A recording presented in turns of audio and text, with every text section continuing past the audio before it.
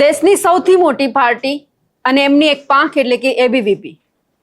પણ ક્યાંક એબીવીપી નું કામ શું હોય છે કે જો કોઈ વિદ્યાર્થીઓ છે એમને ક્યારેક તકલીફ પડે છે તો એમનો અવાજ બની અને ખુદ સરકારની સામે આવું.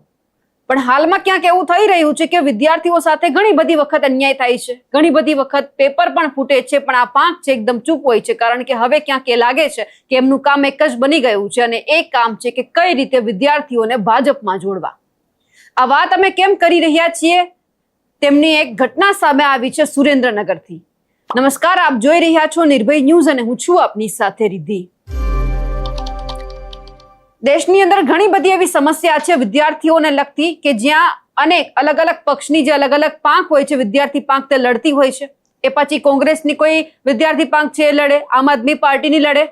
પણ આ બધાની વચ્ચે સવાલ એ થઈ રહ્યો છે કે ભારતીય જનતા પાર્ટી જે દેશની સૌથી મોટી પાર્ટી છે અને એમની જે એક પાંખ છે એબીવીપી, એમનું કામ શું હોય છે કે જ્યારે કોઈ પણ વિદ્યાર્થીઓ સાથે અન્યાય થાય છે તો એ બાબતે એમની સાથે આવવું, એમને જ લઈને સરકારની સામે સવાલ કરવા. પણ અત્યારે ક્યાંક એવું લાગી રહ્યું છે કે એબીવીપી નું કામ માત્ર ને માત્ર જે લોકો છે, જે વિદ્યાર્થીઓ છે તેમને ભાજપમાં જોડવાનું. કારણ કે ક્યાંક એવું લાગી રહ્યું છે કે હવે એમને કોઈ બીજા કામ નથી. ગમે એટલા પેપર ફૂટે, નીટનું પેપર ફૂટે, તેમ છતાં એમને ચૂપ રહેવાનું, બોલવાનું નહીં. અને હવે એમનું કામ છે કે અલગ અલગ તમે શાળાઓમાં જાઓ અને વિદ્યાર્થીઓને ભારતીય જનતા પાર્ટીના સદસ્ય બનાવો.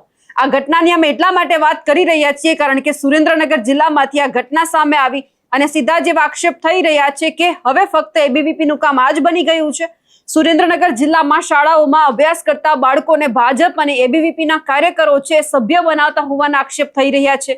એટલે સવાલ છે હવે અલગ અલગ પક્ષ દ્વારા પણ ઉઠાવવામાં આવી રહ્યા છે કે રાજકીય પ્રેશરથી નાના બાળકો અને વિદ્યાર્થીઓના મગજમાં રાજનીતિ ઘુસાડવામાં આવી રહી છે. પણ અહીંયાથી સવાલ હવે એ થાય છે કે સરકારી શાળા હોય કે બીજી ગમે તે શાળા, શાળાના પરિસરમાં શૈક્ષણિક સમય દરમિયાન આવી રાજકીય સભ્યપદ ઝુંબેશ ચલાવવાની મંજૂરી કોણે આપી? શાળાના આચાર્ય અને શિક્ષકોની હાજરીમાં રાજકીય પક્ષના કાર્યકરો વર્ગખંડ સુધી કેવી રીતે પહોંચ્યા? શું તેમની સામે કોઈ પગલાં લેવામાં આવશે? શિક્ષણ વિભાગના નિયમો મુજબ શાળાઓ રાજકીય અખાડો ન બની શકે તો સુરેન્દ્રનગરમાં આ નિયમોનું સરેઆમ ઉલ્લંઘન કેમ થઈ રહ્યું છે? 18 વર્ષથી ઓછી ઉંમરના સગીર બાળકો જેઓ હજુ મત આપવા માટે પણ પાત્ર નથી, તેમને રાજકીય પક્ષના સભ્ય કેવી રીતે બનાવી શકાય? આ સભ્યપદ આપતા પહેલા બાળકોના વાલીઓની કોઈ લેખિત કે મૌખિક મંજૂરી લેવામાં આવી હતી? સભ્યપદના નામે બાળકોના નામ, મોબાઈલ નંબર અને અન્ય અંગત જે વિગતો છે લેવામાં આવી છે તેનો દુરુપયોગ અટકાવવાની જવાબદારી કોની? આ અનેક સવાલ થઈ રહ્યા છે અને આ તમામ બાબતે હજુ પણ એ સવાલ થાય છે કે આ ઘટના સામે આવ્યા બાદ જિલ્લા પ્રાથમિક માધ્યમિક શિક્ષણ અધિકારી છે એમના દ્વારા કોઈ તપાસના આદેશ આપવામાં આવ્યા છે? શું શાસક પક્ષના નેતા હોવાના નાતે કાર્યકરોને શાળાઓમાં ધાક ધમકી આપીને પ્રવેશવાની છૂટ પણ મળી રહે છે? સવાલ અનેક થઈ રહ્યા છે અને ખાસ કરીને જે એબીવીપી છે એમના ઉપર પણ સવાલ થઈ રહ્યા છે. કારણ કે જે તમે અલગ અલગ ફોટા જોઈ રહ્યા છો એમાં સ્પષ્ટ લખવામાં આવ્યું છે કે આ શાળાના બાળકોને અમે સભ્ય બનાવ્યા. એટલે આ તમામ એબીવીપીના જે કાર્યકરો છે અમે એમને પણ કહેવા માંગીએ છીએ કે તમે જો બાળકોને એક ભારતીય જનતા પાર્ટીના સદસ્ય બનાવો છો તો એ પણ પછી કહેજો કે જે રીતે નીટના પેપર ફૂટે છે, કોઈ પણ પરીક્ષાના પેપર ફૂટે છે તો એમાં તમે કેવી કાર્યવાહી કરી છે, તમે વિદ્યાર્થીઓને કઈ રીતે મદદે આવ્યા છો? અને ખાસ વાત એ છે કે કોઈ પક્ષમાં જોડાવું એ વ્યક્તિના અંગત વિચારો છે. તમે કોઈ પણ વ્યક્તિને એમને નથી જોડી શકતા. તમે એમની સર્વાનુમતિ લો. હવે આ તો બાળકો છે, તમે કહી દો કે તમારે આ ફોર્મ ભરવાનું છે, તમને આ મળશે તે મળશે, તો બાળકો છે તો ભરી દેવાના છે.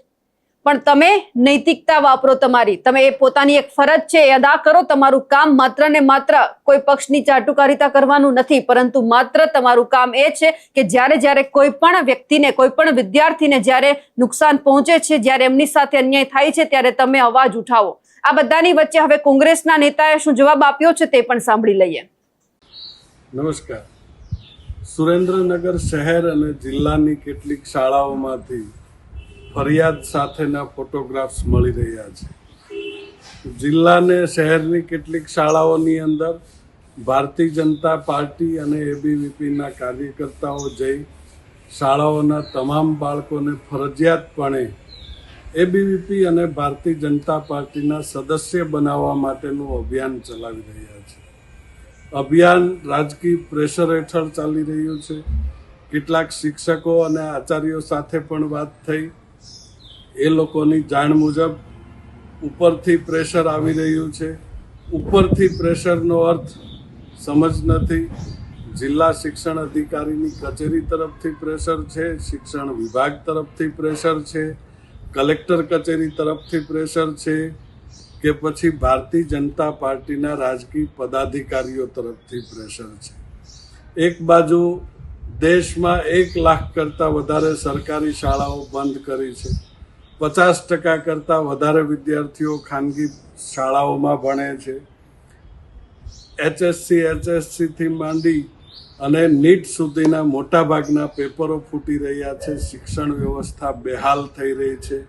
ત્યારે બચી કૂચી શિક્ષણ વ્યવસ્થા અને એમાં પણ 9 થી 12 ધોરણ ભણતા નાની ઉંમરના કુમળી ઉંમરના બાળકોને પણ હવે રાજકીય કટ્ટરતા અને ધાર્મિક કટ્ટરતાના પંથે ચડાવવા માટે ભારતીય જનતા પાર્ટી અને વહીવટી તંત્ર નીકળી પડ્યા છે. સુરેન્દ્રનગર જિલ્લાની કેટલી શાળાઓમાં આ પ્રમાણે ફરજિયાત સભ્યપદ નોંધવામાં આવ્યા છે, કોણે દબાણ કર્યું, કોના પ્રેશર હેઠળ આ પ્રક્રિયાઓ થઈ, આ દરેક વસ્તુ તપાસનો વિષય છે, ગંભીર વિષય છે. વહીવટી તંત્ર ઉપર તો ભરોસો બિલકુલ નથી. ગુજરાત સરકાર આના ઉપર કશા એક્શન લેશે એવું એટલા માટે નથી લાગતું કારણ કે એ લોકો જ આ બધું કરાવી રહ્યા છે. આવા સંજોગોમાં વાલીઓએ જાગૃત બનવું જોઈએ કે તમારા બાળકોને રાજકીય કટ્ટરતાથી અત્યારથી બચાવો. આવનારા દિવસોમાં એમની કારકિર્દી માટે અભ્યાસને અસર ન થાય અને ધાર્મિક અને રાજકીય કટ્ટરતાના પંથે અત્યારથી દોરાઈ ન જાય એના માટે જાગૃત બનો એવી આપ સૌને વિનંતી કરું છું. હવે સુરેન્દ્રનગર જિલ્લામાંથી જે આ ઘટના સામે આવી છે, જે રીતે વિદ્યાર્થીઓને જે ભારતીય જનતા પાર્ટીમાં જોડવાનો પ્રયત્ન થઈ રહ્યો છે, ત્યારે સવાલ હજુ પણ અનેક એ ઉભા થયા છે કે કેટલી બધી એવી સરકારી શાળાઓ છે કે એ બંધ કરી દેવામાં આવી અને કા પછી એમનું ખાનગીકરણ કરી નાખવામાં આવ્યું. એક તરફ વિદ્યાર્થીઓને ભણવું છે, પરંતુ બીજી તરફ જે ફી વધારે હોવાથી તેઓ પ્રાઇવેટમાં શિક્ષણ નથી લઈ શકતા. એટલા માટે ઘણા બધા વિદ્યાર્થીઓ એવા છે કે જેમનું શિક્ષણ છે અધૂરું રહી જાય છે. તો આ તમામ બાબતે એબીવીપી છે કેમ અવાજ નથી ઉઠાવતી, આ પણ સવાલ થઈ રહ્યા છે. અમારા અહેવાલને લઈને આપનું શું માનવું છે કમેન્ટ કરીને ચોક્કસથી જણાવજો. સાથે જ અમારી નિર્ભય ન્યૂઝ ચેનલને લાઇક, શેર અને સબસ્ક્રાઇબ કરવાનું ભૂલશો નહીં. નમસ્કાર.